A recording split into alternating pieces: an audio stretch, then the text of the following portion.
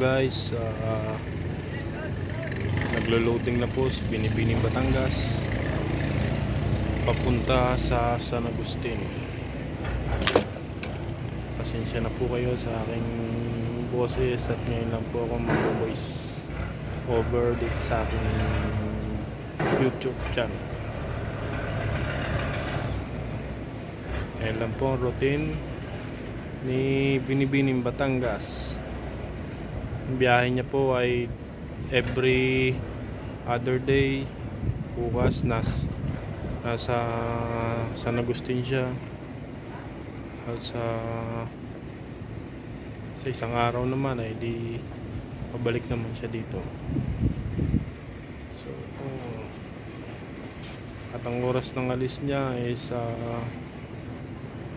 anywhere between 4 to 5 PM ng hapon. So sa mga taga Romblon dyan, shoutout sa inyo.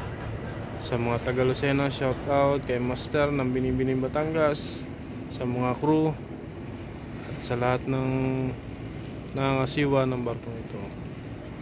Shoutout sa inyo lahat dyan, mga sir, mga boss.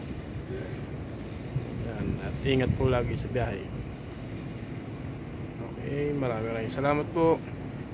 Sana hindi kayo mairita sa aking boses.